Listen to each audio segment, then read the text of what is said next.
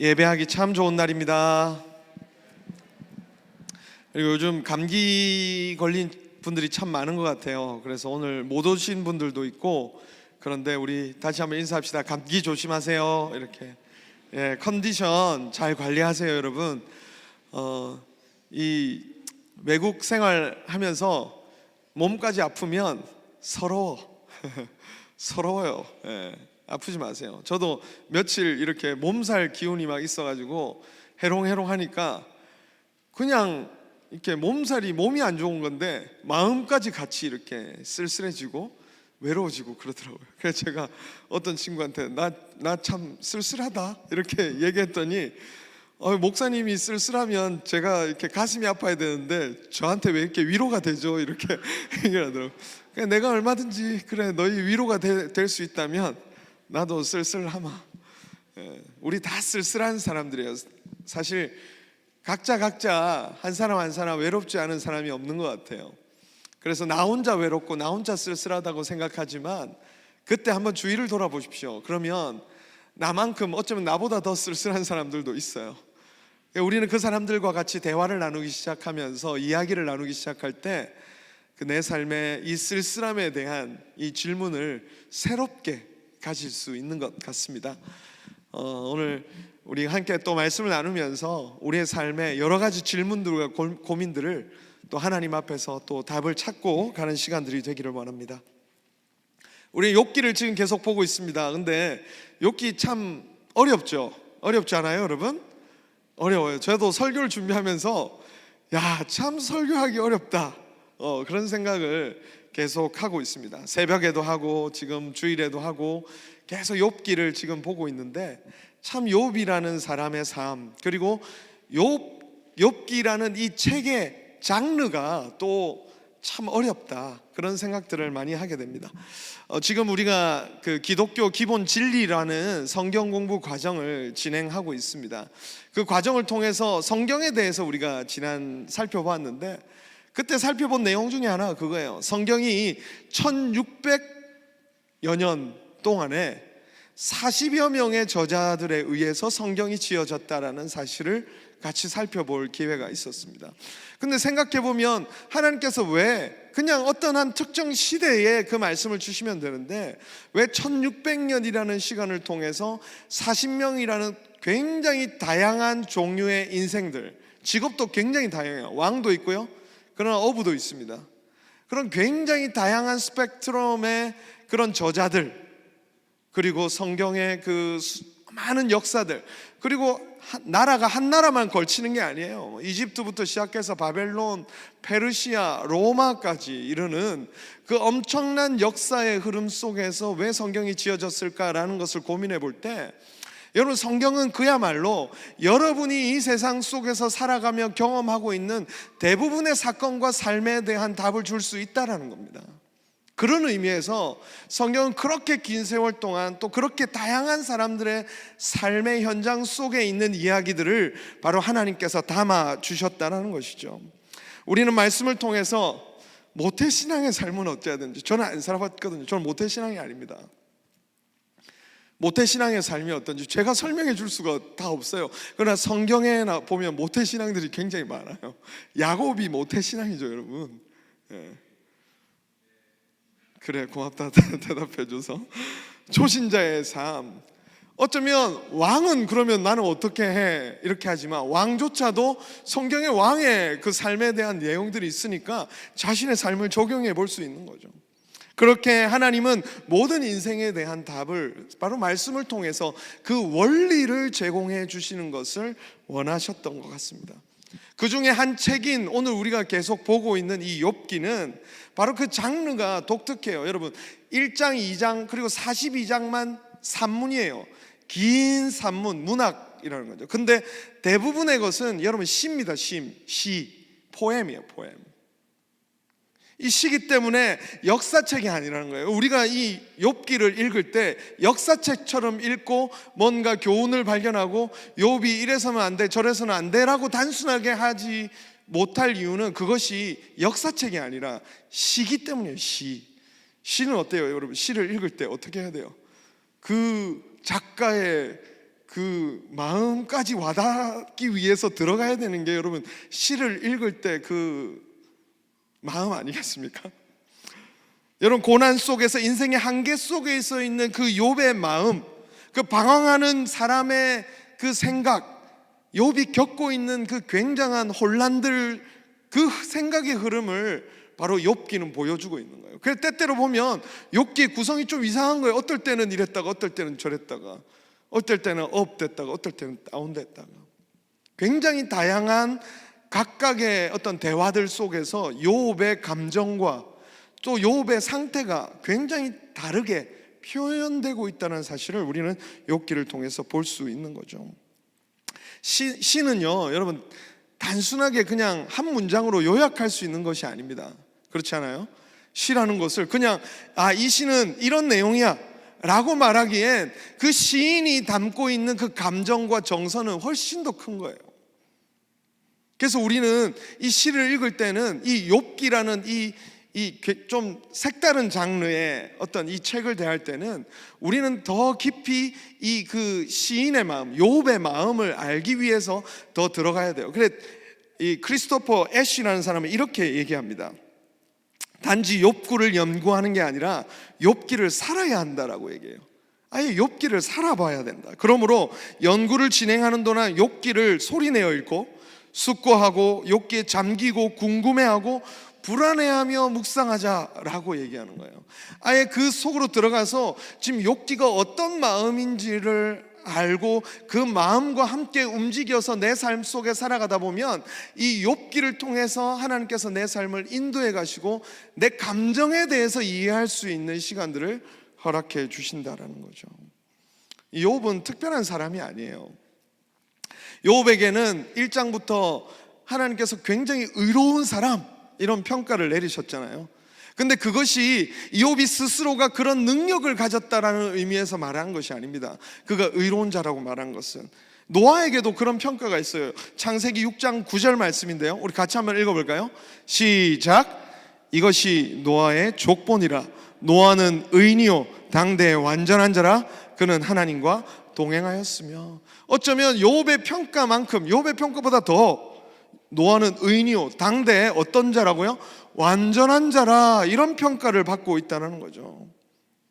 근데 그 앞에 중요한 거는 단서가 있어요. 조건이 있는 거예요. 8절 말씀인데 다시 한번 읽어보겠습니다. 시작. 그러나 노아는 여호와께 은혜를 입었더라. 노아가 완전한 자요 의인이요 정말 하나님과 동행한 자였는데 그가 그렇게 가능할 수 있었던 이유에 대해서 바로 앞절에서 이렇게 설명하는 거예요. 노아에게는 하나님의 은혜가 있었기 때문이다. 우리가 그런 거죠. 오늘 우리는 어떻습니까? 예수 안에서 여러분이 바로 의로운 자로 여겨지심을 받았음을 믿으시기 바랍니다. 그것이 이 로마서에서 우리에게 하는 말이에요. 우리는 믿음으로 말미암아 의롭다함을 받은 사람들이에요. 우리가 가진 능력이나 우리가 가진 실력이나 하나님 앞에서의 착함이나 우리의 잘남이 아니라 하나님은 우리를 믿는 우리를, 그 믿음을 보시고 우리를 의롭다고 인정해 주신 거예요. 그러나 우리에게 동시에 무엇이 있습니까? 그 은혜가 떨어지기 시작하면 우리는 욕망에 굴복하기 시작합니다. 그렇지 않나요, 여러분? 욕망이 왜 그렇게 어느 순간부터는 달콤하게 느껴지든지, 내가 은혜가 있고 하나님 앞에 서 있을 때는 그 욕망은 얼마든지 내가 버릴 수 있는 거예요. 근데 또 한편으로 우리의 모습은 그 욕망이 너무 달콤해서 내가 당장이라도 그 욕망을 취하지 않으면 안 되는 그 상태에 살아가기도 한다는 거죠. 상황을 온전히 보지 못하고 어리석은 행동을 하기도 하는 것이 또한 우리라는 거죠. 여러분 의로운 자라고 성경에서 여러분을 얘기해요. 왜? 예수 그리스도를 믿는 사람들은 의롭다 하심을 받았으니까. 그런데 또 우리에게는 뭐가 있다고요? 그런 죄악 가운데 허둥허둥하는 모습들이 있다라는 거죠. 아까 당대에 완전하였던 노아도, 노아가 어떤 추한 모습을 보였죠? 자기 아들들이 이 아버지가 술 취해서 발가벗고 있는 모습을 봅니다. 그거를 이렇게 셋째 아들이 이렇게 아버지를 비웃었다가 이 저주를 받기도 하죠. 그런 히스토리도 있습니다.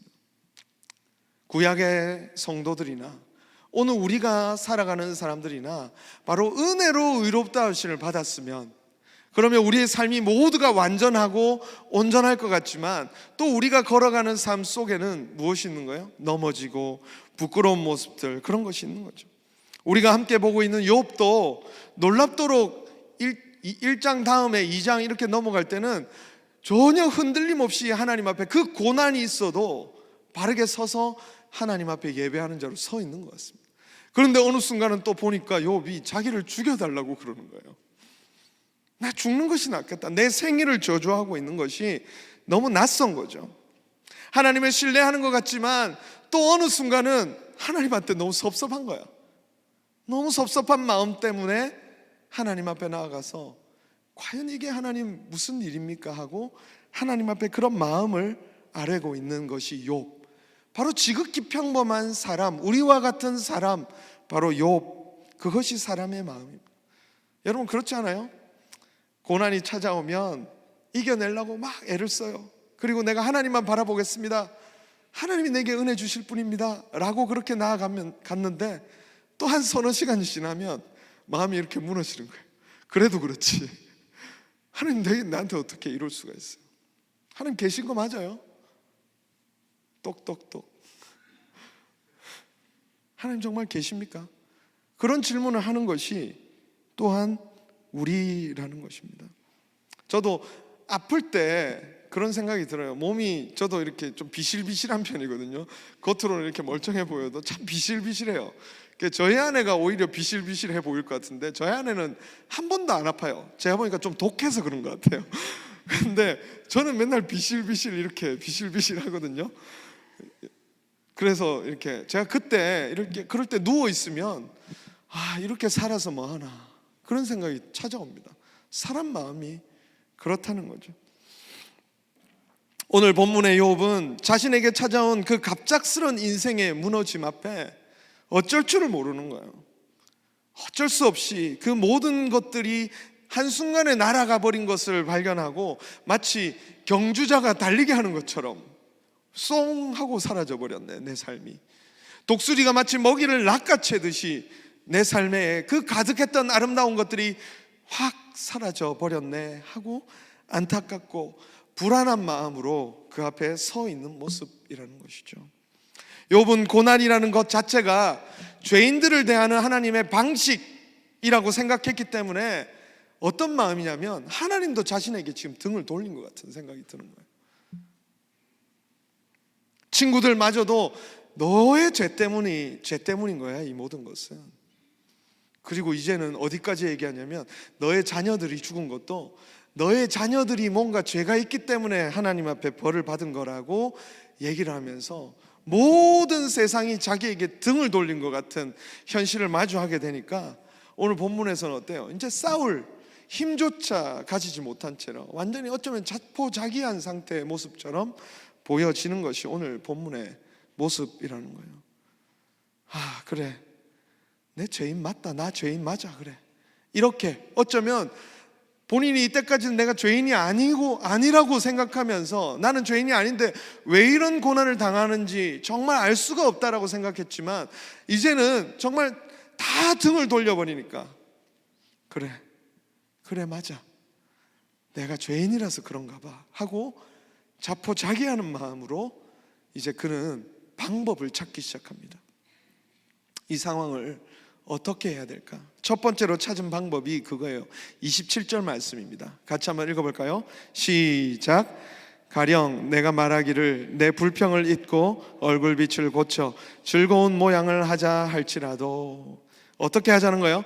이제 불평을 잊고 얼굴빛을 좀 고치자, 화장을 하자는 게 아니고 내가 이제 긍정의 힘을 한번 내보자 라는 거예요. 어차피 상황은 됐고 그러니까 내가 화이팅 외치고 이 상황을 한번 지나가 보자, 한번 힘내보자, 이렇게 얘기를 하는 거예요. 제가 금요일 날 배운 말이 있어요. 여러분 MZ세대들은 알 건데 중꺽마라고 아세요? 여러분 중꺽마, 저는 깜짝 놀라서 그런 말이 있다는 건 생각도 못했습니다.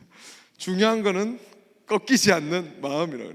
너 휘 몰랐지? 너 80년생 너 몰랐을 거야. 너 우리 세호 부감님 아는 것처럼 얼굴 하고 있는데 모르시는 것 같아요. 중요한 것은 여러분 꺾이지 않는 마음이라는 거예요. 여러분 젊은이들이 그렇게 하면서 정신 승리를 하고 있어요, 이 세상 속에서. 그런데 여러분 우리가 알지만 정신 승리한다고 해서 이 세상에 일이 없는 게 없어지는 게 아닌 거예요. 욥은 내가 정신 승리를 한번 해보자, 이 상황들을 어떻게든 정신 승리를 한번 해서 한번 이겨내보자 라고 얘기하지만 실제로 딱 들어가 보면 정신 승리를 할 수가 없는 거죠. 왜? 문제는 여전히 그대로 있기 때문인 거예요. 내가 죄인이라고 치자. 그래서 내가 이제 그러면 그것을 한번 이겨내서 어쨌든 과거는 저지른 일은 어쩔 수 없으니까 내가 앞으로 잘 살아보자 라고 한다고 한들 내 죄가 없어지겠냐라는 것이죠. 죄라는 것이 그렇습니다. 우리가 하나님 앞에 서서 그 죄의 문제를 해결하지 않으면 우리가 이 세상 속에서, 세상은 그렇죠, 그냥 세상 사람들은 살아가면서 여러 가지 잘못들을 저지르지만 그것이 하나님께 대한 잘못이 있다는 사실을 인식하지 못합니다. 그저 자신을 덮죠. 그저 내가 이 잘못한 거 착한 일과 선행이나 뭐 그런 걸로 씻으면 된다라고 생각하죠. 그러나 그 일이 하나님 앞에 달려있는 문제다. 만물이 벌거벗은 것처럼 결산을 받으실 이의 눈앞에 다 드러나게 될 마지막이 있다라는 사실을 이해하지 못하는 거죠. 그러나 욥은 그것이 있기 때문에 내가 스스로 기운을 낸들 이 죄를 해결할 수 없다라고 얘기하는 것이죠. 저도 종종 이런 정신승리를 합니다. 저는 옷을 비싼 거를 잘 못 사요.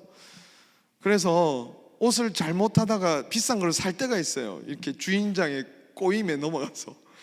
그러면 제가 한 일주일을 정신승리를 해야 돼요. 비싼 거를 샀다라는 그 마음의 무거움 때문에 그래 이게 나한테 꼭 필요했을 거야 라고 얘기하고 아내한테도 계속 얘기해요. 이 바지 나한테 꼭 필요했던 거 맞지? 대답해줘. 그렇게 하면서 정신승리는, 그런다고 해서 내 바지를 비싸게 산 것을 그렇게, 지금 실제로 제가 바지를 하나 비싸게 샀습니다. 가슴이 아프네요. 네. 그 사실은 사라지지가 않아요, 여러분. 제가 하도 그러니까 저희 아내가 영수증을 찢어서 버렸어요. 제가 그거 바꾸러 갈까봐 그것을 아예 찢어서 버려버렸더라고요. 아주 독한 사람입니다. 여러분 기독교 신앙은 마음의 위안을 얻는 종교가 아니에요.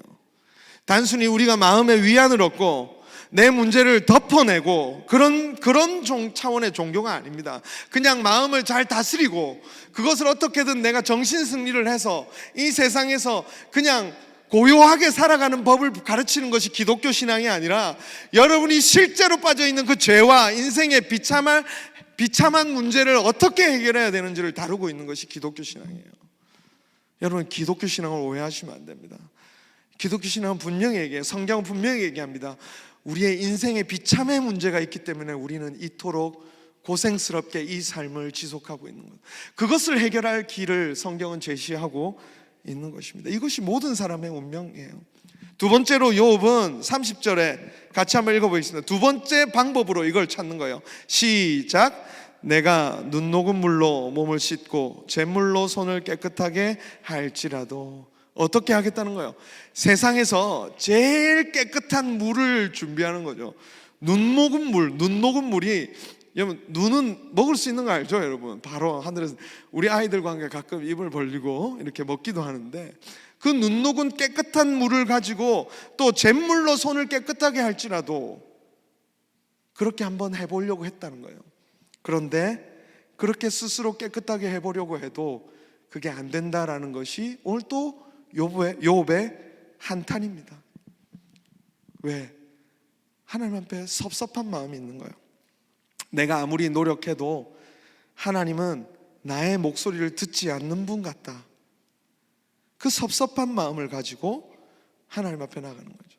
내가 스스로 깨끗하려고 한들 뭐하냐? 하나님은 또다시 나를 죄의 구렁텅이로 몰아넣을 건데, 나를 그냥 그곳에 처박아 두실 분이 뻔한데 왜 나를 지금 이렇게 두고 계신데 내가 아무리 하나님 앞에 깨끗하려고 노력을 해봤자 무슨 소용이 있겠냐? 이런 마음으로 지금 욥은 섭섭함과 참 하나님 앞에서 참 그런 마음으로 들어가고 있는 것이죠. 요즘 욥기를 묵상하면서 참 오히려 정말 고난 중에 있는 친구들 또 성도님들을 대화할 기회가 있는 것 같아요. 참 하나님 그렇게까지 하셔야 됐을까 하는 생각이 정말 때때로 들기도 합니다. 하나님 정말 그 방법밖에 없습니까? 어떤 친구가 또 그러더라고요. 하나님이 얄궂다고. 얄궂다는 말 알아요? 잘 모르죠? 계속 모르셔도 됩니다. 하나님 이해할 수 없다는 거죠. 하나님 이상하게 행동하신다는 거예요. 얄궂다라는 말은 경상도 사투리인지 어떤지 모르겠지만 하나님 정말 때때로는 이해할 수 없는 그런 하나님의 행위들 속에서 우리는 참 가슴 아파하는 거죠. 그것이 바로 욥의 마음이에요. 욥은 특별한 사람이 아니에요. 오늘 우리처럼 하나님의 은혜를 입어서 의로운 자가 되었지만 그러나 또 여전히 우리의 인생의 비참 속에서 또 좌절하기도 하고 또 하나님을 원망하기도 하고 하나님 섭섭한 마음 때문에 하나님 진짜 그러기에요. 하나님 진짜 언제까지 그러실 겁니까? 라고 애원하는 그 한 사람의 모습을 보여주고 있는 거죠. 고난 중에 쉽게 빠지는 원망의 패턴이 있습니다. 쉽게 원망의 패턴에 빠져요. 먼저 자신을 탓합니다. 이 모든 일이 내가 실수해서 그런 것 같은 거죠. 처음에는 실수한 자신을 탓해요. 그러다가 아니야, 이거 우리 부모님이 우리 집을 이렇게 만들어놔서 내가 그런 거야 라고 하고 부모님을 또 탓합니다. 내 주변에 있는 사람을 탓하고 그러다가 안 되면 이제 세상을 탓합니다. 이 뭐 같은 세상, 1등만 기억하는 더러운 세상. 그러면서 세상을 탓하고 결국에 마지막으로 하나님을 탓하죠. 하나님 정말 계신 거 맞습니까? 우린 다양한 방식으로 넘어지기도 하고 무너지기도 합니다. 그런데 여러분, 그 방식으로 문제를 해결할 수는 없어요. 그래서 늘 넘어지던 패턴으로 넘어진다면 여러분 스스로를 잘 연구해 보세요.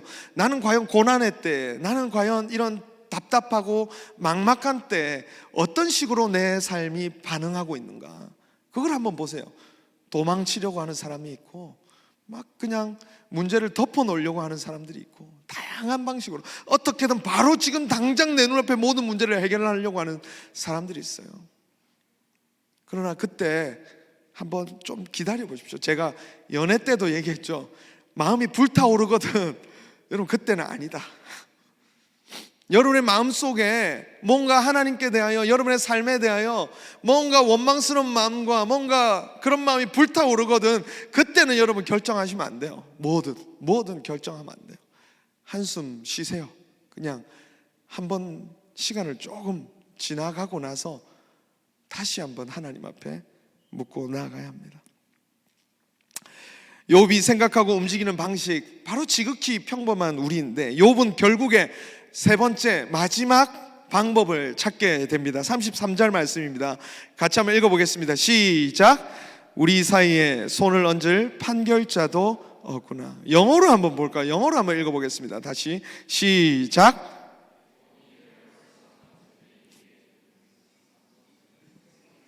똑바로 읽어. 여기 보면 meditate라고 돼 있죠. 판결자라는 말이 좀 여러분에게 낯설 수 있겠지만 중간에 미안하다 메디에이터 미안하다 고맙다 너 나중에 사탕 하나 줄게. 이 말이 바로 중간에서 중보자의 역할을 해줄 사람이 필요하다는 바로 욥의 요청이라는 것입니다.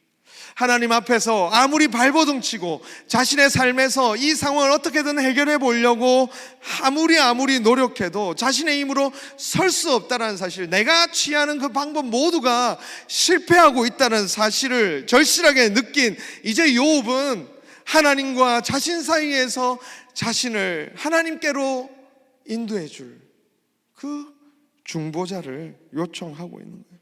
이것이 바로 우리의 고백, 우리의 고민 아니겠습니까? 하나님의 거룩한 뜻을 볼 때에 이 세상에서 그 뜻으로까지 우리의 삶이 나아가기에는 우리가 너무 한없이 작고 부족하기만 느껴지는 거죠. 하나님의 가르쳐 주신 그 영광과 그 하나님 나라의 소망을 우리에게 주셨지만 우리가 그곳까지 달려가기 한없이 비참하고 모자란 모습들을 우리는 늘 보는 거죠.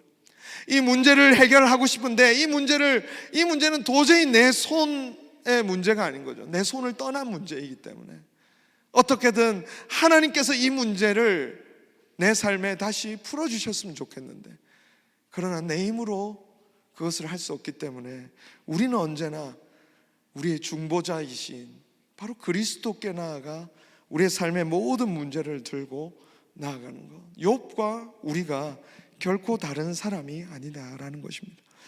32절 말씀, 욥이 그렇게 얘기하는 거죠. 하나님은 나처럼 사람이 아니신즉 내가 그에게 대답할 수 없으며 함께 들어가 재판을 할 수도 없고, 하나님이 어떤 분이신지도 모르겠고, 내가 하나님과 싸워봐야 진짜 당하는 건 나뿐인 거죠. 왜? 하나님은 너무나 크신 분이고 나는 그 하나님 앞에 서서 한없이 작고 죄인일 뿐인데 어떻게 일어설 수 있습니까?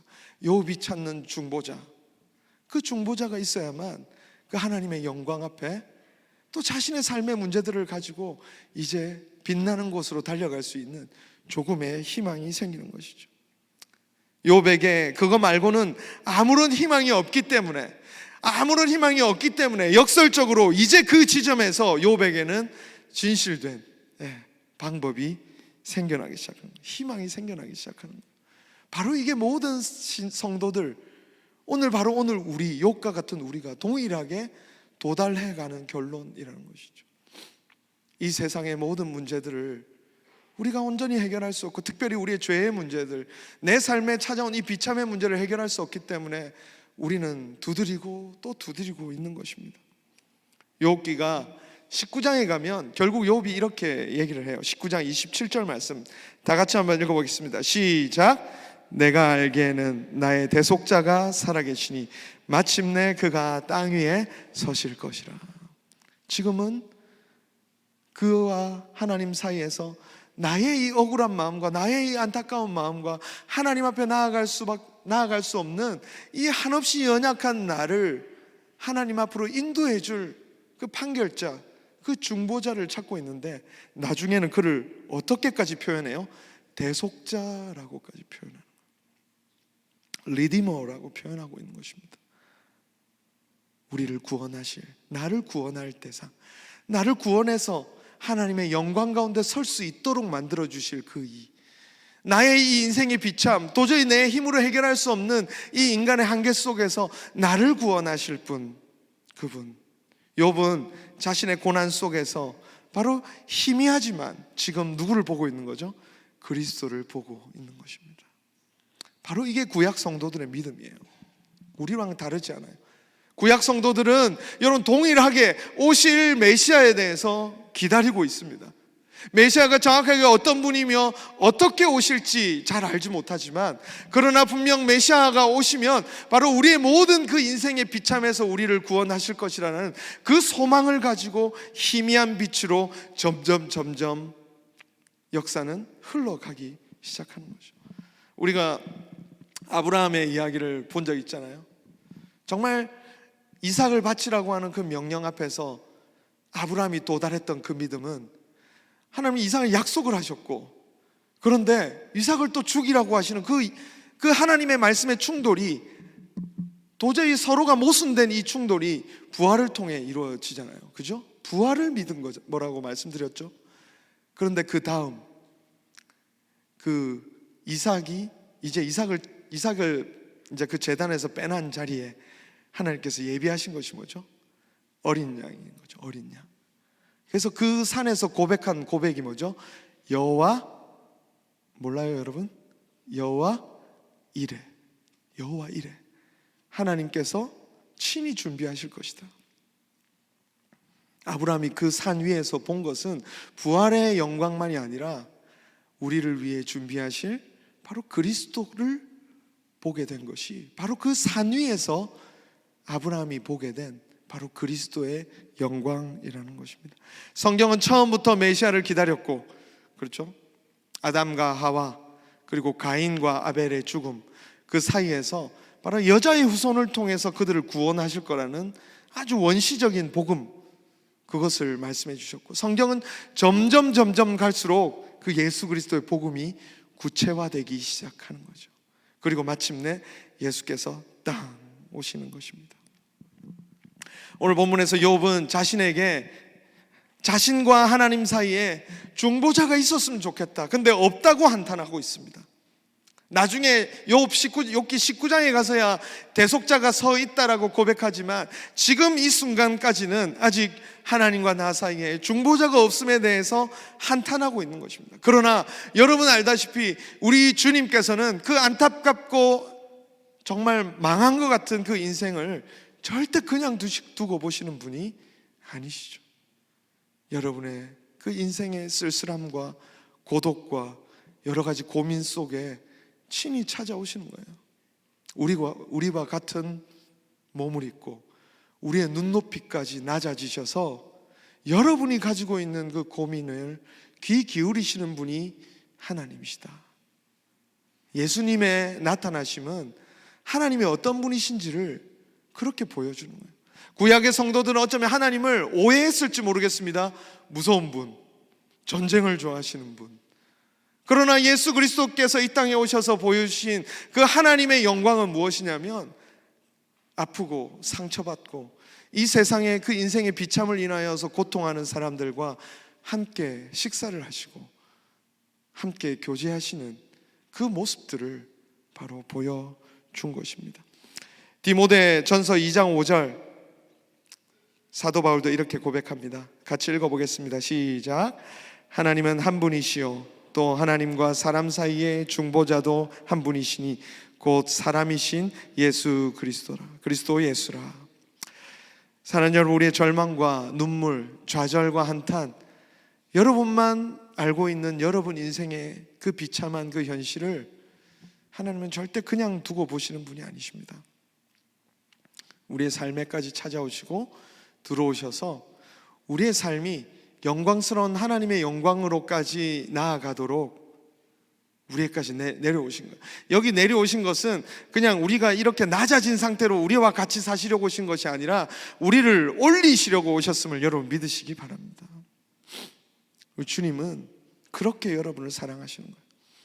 우리 하나님은 여러분을 정말 여러분의 삶에 있는 그 고통과 고민을 그냥 내버려 두시고 싶으신 것이 아니라 정말 자기의 아픔으로 끌어안으시고 죽기까지 우리를 사랑하시는 분이세요. 그것이 복음의 메시지입니다. 오늘 우리에게 여러 가지 어려움이 있는 것으로 압니다. 또 청년의 때 얼마나 고민이 많습니까? 정말 많은 고민과 그 아픔의 현장 속에 때때로 하나님 어디 계십니까? 우리는 욥과 같이 그렇게 방황할 수밖에 없습니다. 하나님의 뜻을 모르니까. 그러나 또한 예수 그리스도께서 우리로 하여금 그 하나님을 잘 알지 못해서 안타까운 상황에서 예수 그리스도께서는 하나님의 어떤 분이신지를 우리에게 생생하게 보여주시고 또 아버지께로 우리를 인도하실 길이요 빛이요 진리가 되신다는 사실을 믿고 여러분에게 필요한 분은 예수 그리스도십니다. 욥이 그토록 찾고 찾는 그 예수가 바로 우리와 함께 계십니다. 그 예수와 함께 여러분에게 주어진 이 삶을 또 믿음으로 살아내며 하나님께서 어떠한 영광의 자리로 여러분을 인도하시는지를 또 보며 살아가는 저와 여러분 될 수 있기를 주님의 이름으로 축원합니다. 우리 시간 같이 찬양합시다. 나의 하나님이라는 찬양 우리 아까 했었는데요,